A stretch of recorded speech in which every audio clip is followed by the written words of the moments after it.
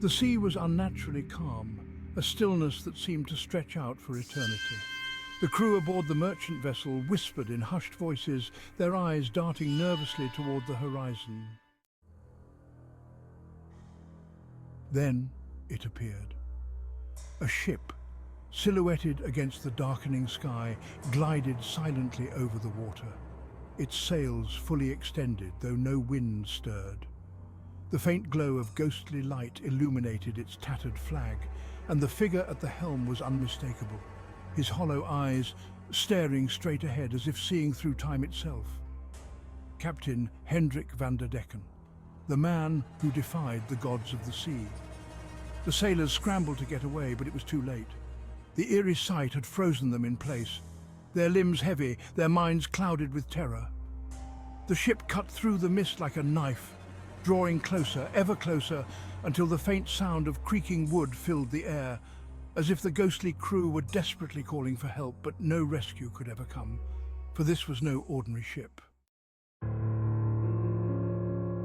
This was the Flying Dutchman, cursed to sail the seas for eternity. And once you see it, your fate is sealed.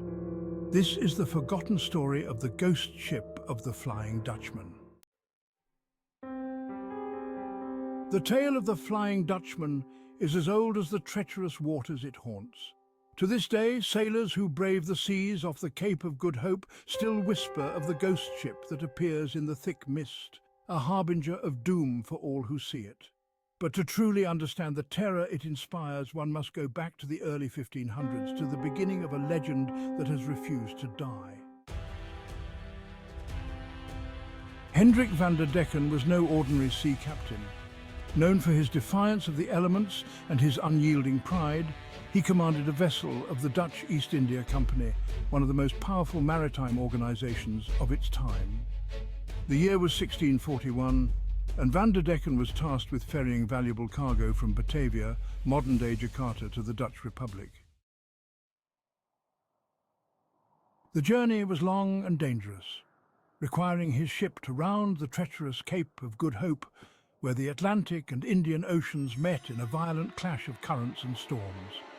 The Cape had claimed countless ships over the centuries, its unpredictable weather and towering waves a death trap for even the most experienced sailors. But van der Decken was undeterred. His reputation for fearlessness, some would say arrogance, preceded him, and his crew knew better than to question his orders. So, when the storm hit, they braced themselves for the worst, but dared not suggest turning back. The winds howled, the ship groaned under the weight of the waves, and the crew fought desperately to keep it afloat.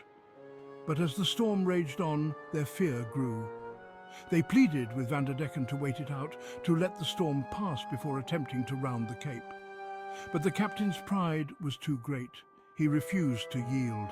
"Round the Cape we shall," he bellowed, his voice rising above the storm, "even if it takes us until Judgment Day." It was in that moment that the curse was sealed.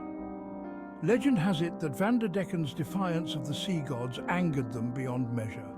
His oath to sail until the end of days became a sentence. His ship, his crew, and he himself were condemned to sail the oceans forever, never to reach port, never to know rest. The storm consumed them. The Flying Dutchman vanished into the blackness of the sea, swallowed whole by the rage of the elements. But the story did not end there.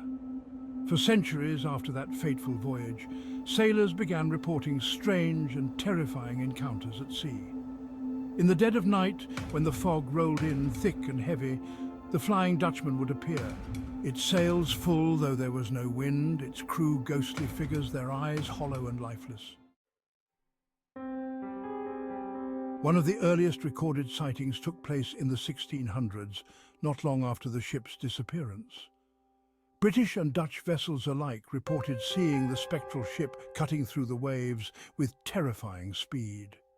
Some claim to have seen van der Decken himself at the helm, steering his cursed vessel toward an unknown destination. But no ship could approach the Flying Dutchman. As soon as anyone attempted to draw near, it would vanish into the mist, leaving nothing but an eerie silence in its wake. Over time, the ghost ship became a harbinger of doom. Sailors who sighted it often met with disaster soon after.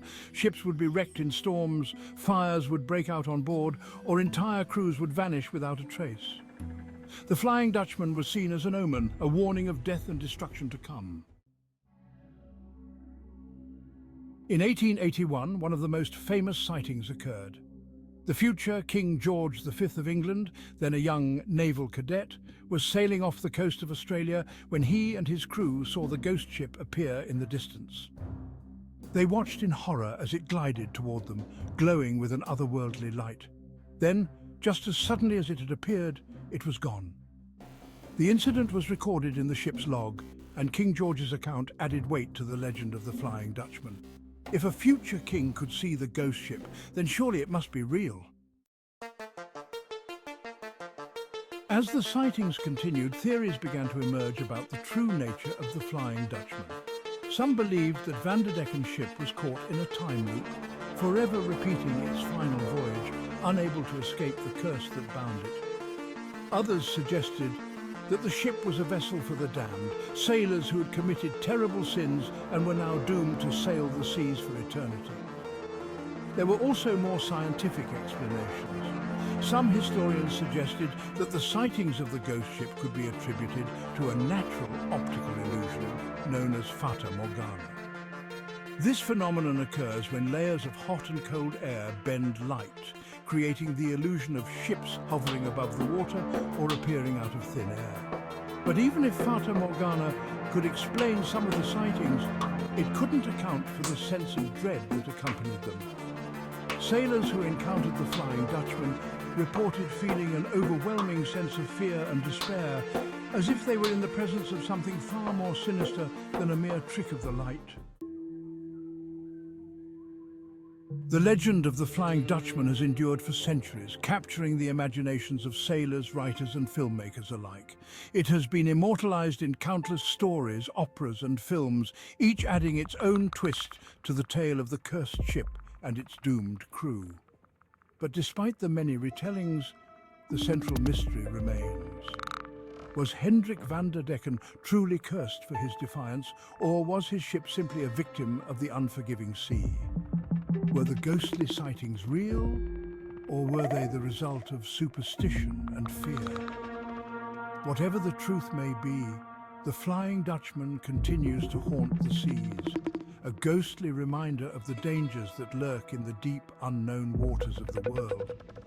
For those who believe in the supernatural, the ship stands as a symbol of hubris, of man's futile attempt to defy the forces of nature. And for sailors who still brave the waters off the Cape of Good Hope, the legend serves as a warning. There are some things in this world that are best left untouched, best left unexplored. The story of the Flying Dutchman is one of the most enduring legends of the sea. A haunting reminder that some mysteries are never meant to be solved. Whether it's a tale of divine punishment, supernatural torment, or simply the unpredictable power of the ocean, it speaks to a deep human fear, the fear of being lost, of being forgotten, of never finding rest. And as long as there are sailors to tell the tale, the Flying Dutchman will continue to sail, a ghost ship forever lost on the edge of reality.